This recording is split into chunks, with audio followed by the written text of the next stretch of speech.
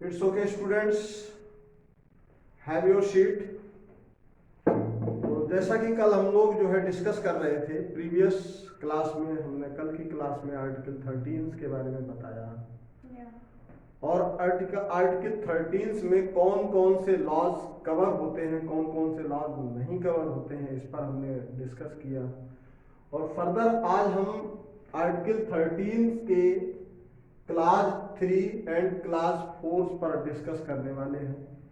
तो आपको बेसिकली समझना है कि आर्टिकल 13 आखिर इतना इम्पोर्टेंट क्यों है, और आपके यूपीएससी एग्जामिनेशंस में या जुडिशियल एग्जामिनेशंस के पॉइंट ऑफ व्यू से ये किस हद तक इम्पोर्टेंट है। इनफैक्ट ये नहीं होता है कि भाई फंडामेंटल राइट्स आर्टिकल 12 से 35 तक हैं, आपको आर्टिकल 12 में स्टेट्स की डेफिनेशंस नहीं मालूम है, बट हाँ 12 से 35 तक हैं, आपने ऊपर ऊपर पढ़ दिया, इसका कोई मतलब नहीं। जब भी आप कॉन्स्टिट्यूशन ऑफ इंडिया को पढ़ेंगे इंडियन पॉलिटी की क्लास में, तो एक एक पॉइंट पर जो है इन डेप्थ डिस्कस करना होता है। तो जैसा कि हमने आपको कल बताया था कि आर्टिकल 13 क्लास 1 ये प्री कॉन्स्टिट्यूशनल है, प्री कॉन्स्टिट्यूशनल है। It means constitution of India के इनएक्ट होने से पहले के बारे में डिस्कस करता है। ठीक। आर्टिकल 13 क्लास 2 डिस्कस करता है post constitutional. It means Bharat का संविधान लागू होने के बाद से ये जो है उसके बारे में डिस्कस करता है। और ये क्लास 2 ये कहता है कि no doubt parliament has absolute right to amend whole constitution. Is that clear? Means under article 368 या by using article 368 parliament has the absolute right to amend the whole constitution. Means article 368 को का प्रयोग करते हुए parliament को absolute right है, पूर्ण अधिकार है कि पूरे कॉन्स्टिट्यूशंस के किसी भी पार्ट को including fundamental rights, means fundamental rights को मिला करके भी, इंक्लूडिंग फंडामेंटल राइट्स मतलब फंडामेंटल राइट्स भी अमेंड कर सकती है। कौन कर सकती है? पार्लियामेंट। ये क्लास 2, लेकिन आपका क्लास 2 ये कहता है कि नो डाउट ये कर सकती है, लेकिन ये पार्लियामेंट 368 का यूज करके ऐसा कोई लॉ नहीं बना सकती है जिसका भारतीय नागरिकों के फंडामेंटल राइट्स पर एडवर्स इफेक्ट पड़ता हो।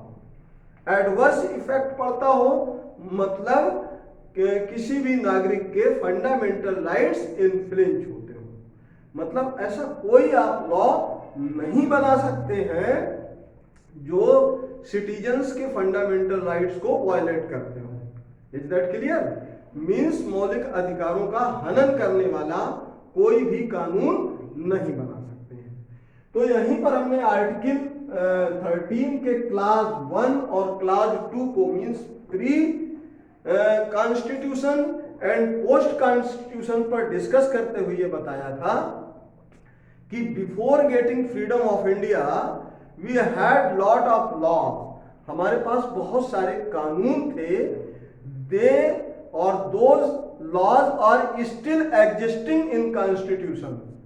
वो जो कानून थे वो आज भी हमारे कॉन्स्टिट्यूशंस में एग्जिस्ट करते हैं, मतलब वो कानून खत्म नहीं हो गए।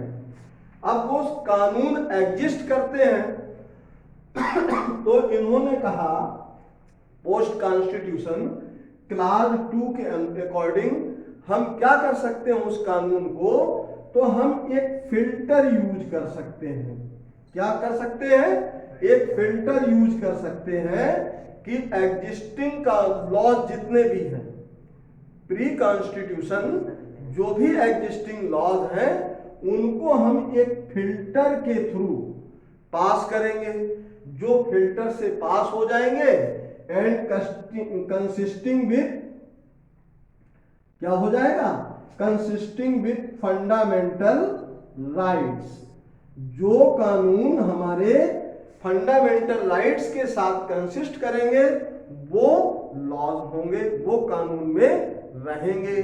जो स्टक हो जाएंगे यहां पर नहीं पास करेंगे, यहीं फंस जाएंगे, उनको हम क्या करेंगे, वो इनएक्टिव हो जाएंगे। इट मींस वो कानून लागू नहीं होंगे। अब देखिए यहां पर जब बात आती है कि क्लास 1 कहता है कि पार्लियामेंट ऐसा कोई कानून या लेजिस्लेचर ऐसा कोई कानून बना ही नहीं सकती है जो फंडामेंटल राइट्स को वायलेट करता हो। लेकिन जैसे ही हमारा देश आजाद होता है, देश की आजादी के बाद 1951 में एक जो है क्या हो जाता है, अमेंडमेंट होता है, और अमेंडमेंट के साथ ही हमारे पास आ जाता है शेड्यूल 9। पार्लियामेंट या लेजिस्लेचर अपनी मनमानी करने का विचार कर लेती है। तो पहला केस आता है हमारा शंकरी प्रसाद वर्सेस यूनियन गवर्नमेंट। जो फर्स्ट केस आता है शंकरी प्रसाद वर्सेस यूनियन गवर्नमेंट, तो शंकरी प्रसाद वर्सेस यूनियन गवर्नमेंट में शंकरी प्रसाद जी के क्या होते हैं, फंडामेंटल राइट्स वायलेट होते हैं। और जैसे ही फंडामेंटल राइट्स वायलेट होते हैं तो ये सुप्रीम कोर्ट ऑफ इंडिया का रुख करते हैं। और सुप्रीम कोर्ट ऑफ इंडिया का रुख करते हुए जब ये जाते हैं और ये कहते हैं कि यूनियन गवर्नमेंट हमारे फंडामेंटल राइट्स को इंफ्लुएंस कर रही है, तो ये सुप्रीम कोर्ट ऑफ इंडिया ये कहती है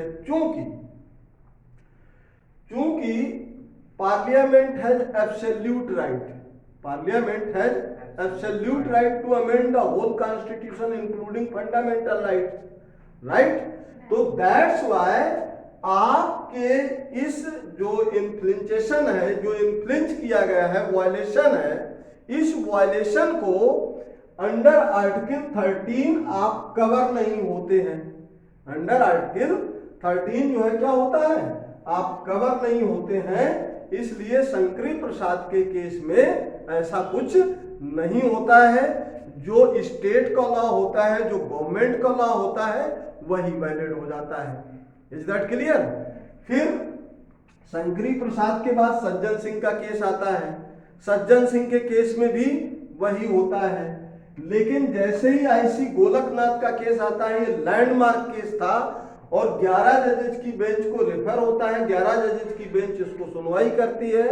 तो 11 जजेस की बेंच ये कहती है कि जब आर्टिकल 13 क्लास 2 ये कहता है कि पार्लियामेंट ऐसा कोई कानून नहीं बना सकती है जो फंडामेंटल राइट्स इन्फ्लुएंस करता हो, तो इस तरीके से आईसी गोलकनाथ के फेवर में इसका जजमेंट आता है।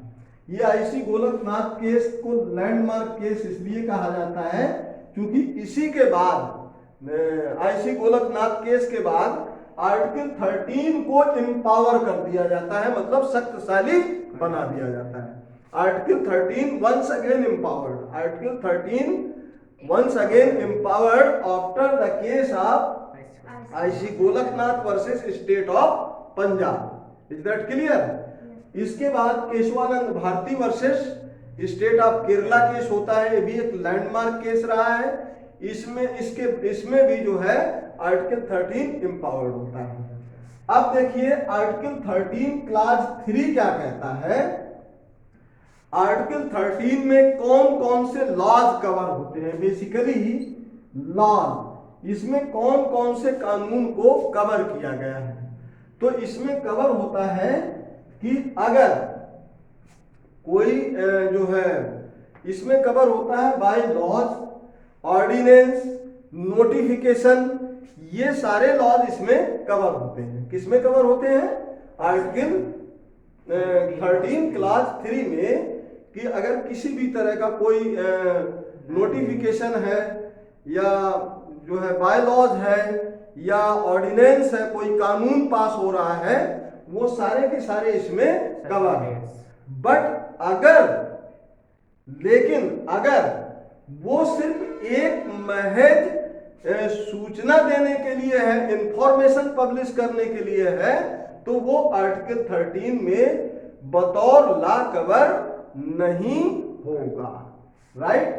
और आर्टिकल 13 क्लास 4 भी आपको यही कहता है कि जो है कोई भी लॉ, जो भी आर्टिकल 368 में लेजिस्लेचर अगर कोई लॉ बनाएगी तो वो किसको ध्यान में रख करके बनाएगी कि फंडामेंटल राइट्स जो नागरिकों के मौलिक अधिकार हैं उन मौलिक अधिकारों को इन्फ्लुएंस ना किया जाए। Is that clear? तो आई थिंक आपको जो है आर्टिकल 13 बहुत अच्छे तरीके से समझ में आया होगा। अगर मेरा ये वीडियो आप लोगों को पसंद आए तो प्लीज लाइक करें, सब्सक्राइब करें और शेयर करें अपने दोस्तों के साथ। Thank you.